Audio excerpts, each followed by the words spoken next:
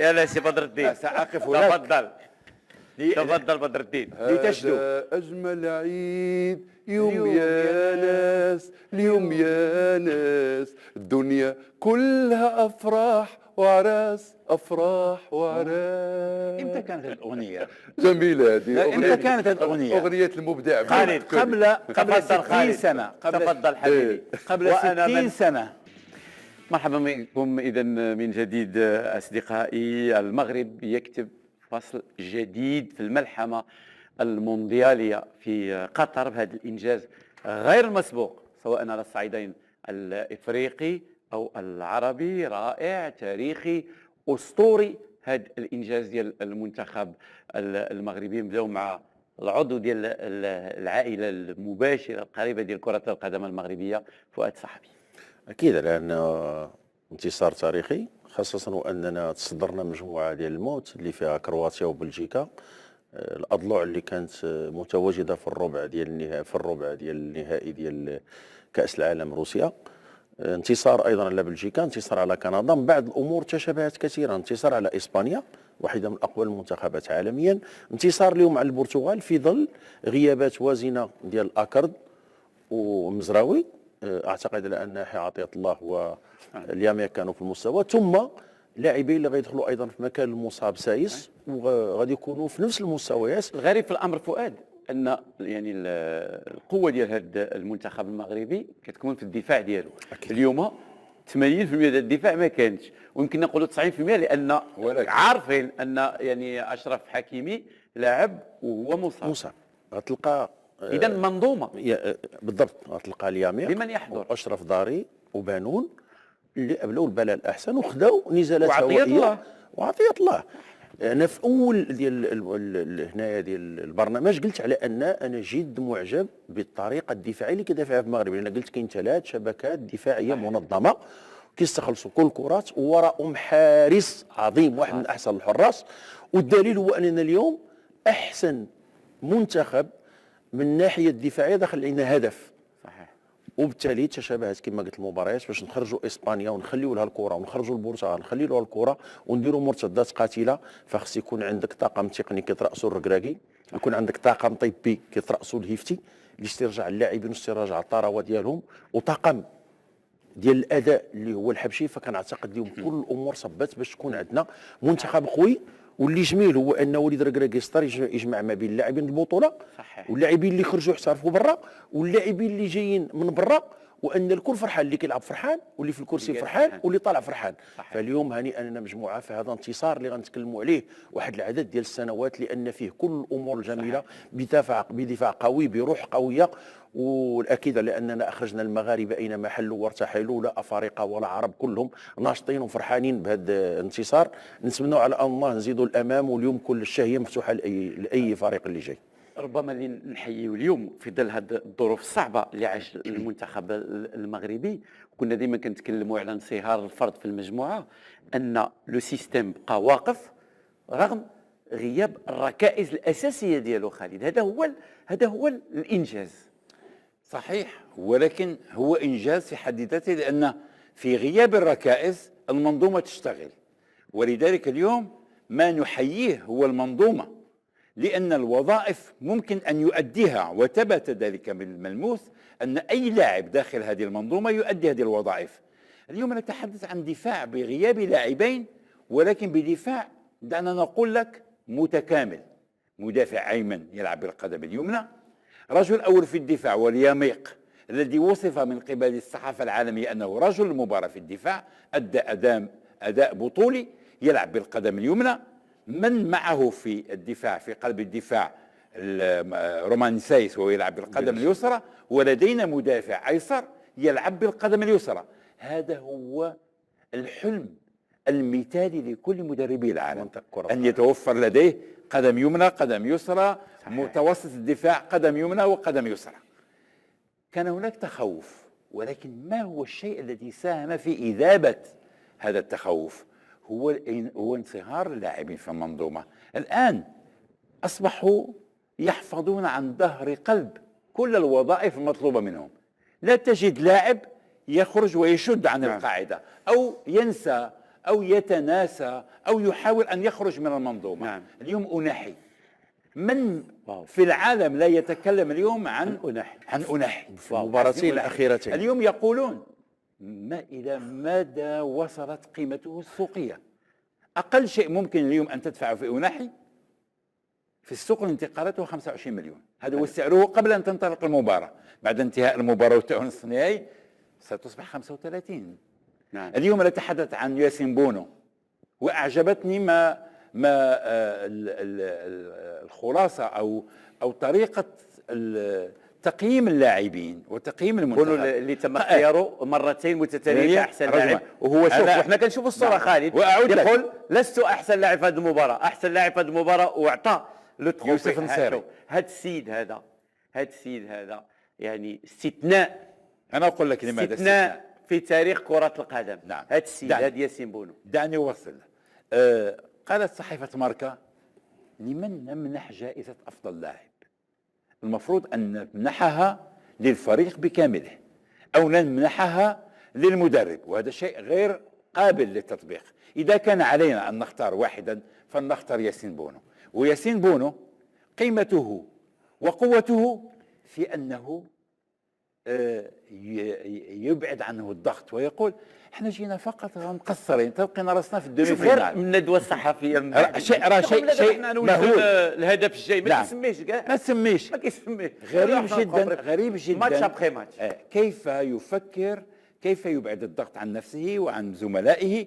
وانا اتصور حينما يكون لديك حارس، مجموعة المدافعين، حالة الاطمئنان التي لديهم حينما تجد لاعب يبعد هذا الضغط، الباناليز لي ماتش، الباناليز لو دونجي، الباناليز لي ماتش. كيقول: احنا جينا مقصرين، خسرنا ماشي مشكلة، احنا خسرنا مع فرق كبيرة، ولكن قيمته هو انه يعطيك ما يسمى صمام الامان. بدر الدين انا اعترف لك، ماشي ديسيزيف، اكثر من جميع ديسيزيف، التدخلات اكثر من وهاد ديسيزيف. الحاله، هاد لو كا نسميوه ديال ياسين بونو خصو يتدرس بغض النظر على الجانب التقني، لان تجبر حراس بحالو دازوا في التاريخ ربما احسن منه، ولكن طريقه التعامل ديالو رهيبة، مع رهيبة. الضغط فهي مساله رهيبة جدا. رهيبه جلال. مخيفه. جلال. السي بدر الدين سمحتي قبل ما الله يستر عليك، طلع في واحد الكره هو المهاجم وخذ الكره وضربوا جابوا كاو. الاغلبيه الحراس كينوضوا مع برونو فرنانديز دخلوا عنقوا فرحان، قال له صفير. عنده واحد ولا هو مرادس هنا. الدم ولا هو غير هنا. عاديه. اسمح لي على لا المقاطعه لا السي ابدا بدر الدين. ابدا ابدا لأنه هو كان حارس مشروع، حارس عملاق هذا اللي أبداً، يتفاهم أبداً. هذه المشاكل. جلال انا اريد ان اسال: ما هو يا ترى الشيء العادي في هذا الفريق صح. اليوم؟ كله استثنائي. كل شيء فيه استثنائي. وصوله الى الدور نصف النهائي استثنائي. طريقه لعبه، منظومته الدفاعيه استثنائيه. سلوك احترافيه لاعبيه استثنائيه. الروح الجماعيه التي تطغى في الفريق استثنائيه. وصول مدرب قبل 90 يوما من كأس العالم واليوم يصل إلى الدور نصف النهائي، هذا شيء استثنائي إن لم يكن خرافيا. أنا أتصور على أن كل المرادفات تعجزني لأجد الوصفة الحقيقية.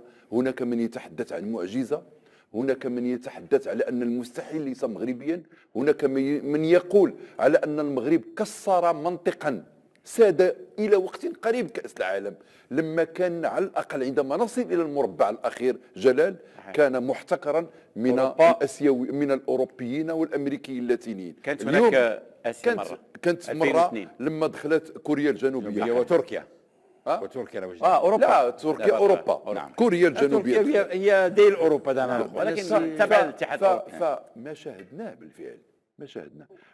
انا قلت وتذكرون ذلك بالامس، تكلمنا كثير عن المنتخب البرتغالي ولا احد ينقص من قيمه المنتخب البرتغالي، ولكن قلت لكم على ان قوه المنتخب المغربي في منظومته وفلسفته لاعبه التي يستحيل بالقطع ان يغيرها. وقلت بان لينمي ديال او الخصم او المنافس اللي عند الفريق الوطني والطموح ديالو فين غيجرو. وتاكد من أن هذا الطموح لا نهاية له. تأكد على أن هذا الفريق به عطش رهيب، به جوع كبير، لا أتصور على أنه يمكن يتوقف إلا إذا بحال اللي قالوا اليوم كبار المحللين العالميين، قالوا هذا الفريق ما غادي يشبع حتى غيوصل النهائي وربما يفوز بكأس العالم، وغادي يخلينا جميعا امام ظاهره ظاهرة لن تتكرر. يجب ان نعترف اليوم ونقول نحن امام ظاهره.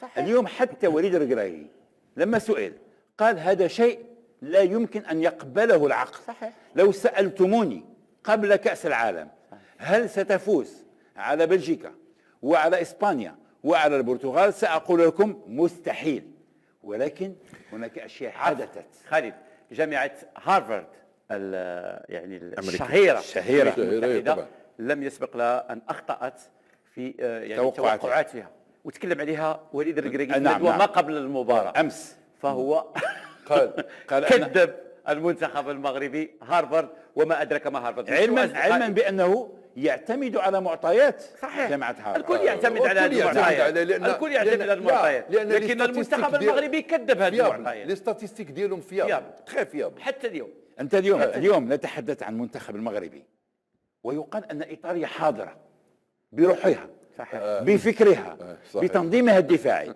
انا لدي صديق في ايطاليا اسمه جوزيبي كونتي، هذا من لا ينام الا وفي احلامه لاتسيو. كتب لي رساله وانا اثق فيه لو سمحت لي.